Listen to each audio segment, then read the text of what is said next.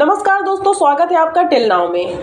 भारत और अमेरिका के बीच व्यापारिक मतभेदों पर चल रही चर्चाओं के बीच अमेरिका के वित्त सचिव स्कॉट बेसेंट ने बड़ा बयान दिया है। उन्होंने कहा है कि दो महान देश भारत और अमेरिका मिलकर इस समस्या का हल निकाल लेंगे, लेकिन इसी दौरान उन्होंने रूस और चीन को लेकर तीखी टिप्पणी की और शंघाई सहयोग संगठन यानी एससीओ की बैठक को ज्यादातर दिखावा बताया।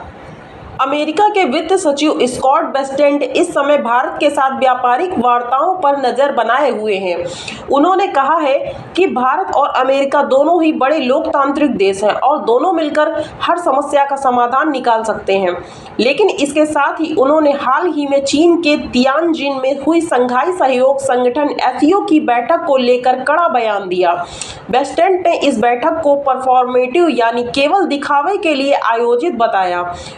उनका कहना है कि यह बैठक वास्तविक मुद्दों को हल करने के बजाय केवल राजनीतिक प्रदर्शन जैसी थी।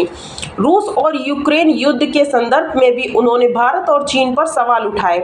उन्होंने आरोप लगाया कि रूस जिस तरह से तेल बेचकर अपनी अर्थव्यवस्था को मजबूत कर रहा है, उसमें भारत और चीन का सहयोग उसे परोक्ष रूप से मदद पहुंचा रहा है। बेसेंट ने इसे रूस की वॉर मशीन को ईंधन देने जैसा बताया। वित्त सचिव ने यह भी साफ किया है कि अमेरिका और उसके सहयोगी देशों के लिए सब कुछ विकल्प में है, यानी भविष्य में रूस के खिलाफ और भी सख्त प्रतिबंध लगाए जा सकते हैं। विशेषज्ञों का मानना है कि अमेरिका और भारत के बीच पिछले कुछ सालों से व्यापार और तकनीक को लेकर मतभेद बने हुए हैं, लेकिन दोनों देशों के रणनीतिक संबंध इतने गहरे हैं कि किसी बड़े टकराव की संभावना नहीं है। भारत की भूमिका एससीओ और ब्रिक्स जैसे मंचों पर लगातार मजबूत हो रही है। वहीं अमेरिका चाहता है कि भारत रूस से तेल व्यापार को सीमित करे और पश्चिमी देशों के साथ और निकटता दिखाए। हालांकि भारत अपनी ऊर्जा सुरक्षा और सामरिक स्वतंत्रता के कारण रूस से तेल खरीदना जारी रखे हुए है। यही वजह है कि अमेरिकी बयानबाजी के बावजूद भारत अपनी नीति में बड़ा बदलाव करने से फिलहाल बच रहा है।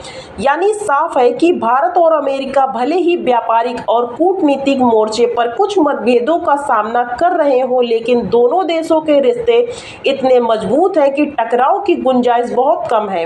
अब देखना होगा कि आने वाले महीनों में व्यापार वार्ताओं में किस तरह की प्रगति होती है। Thank you for watching till now.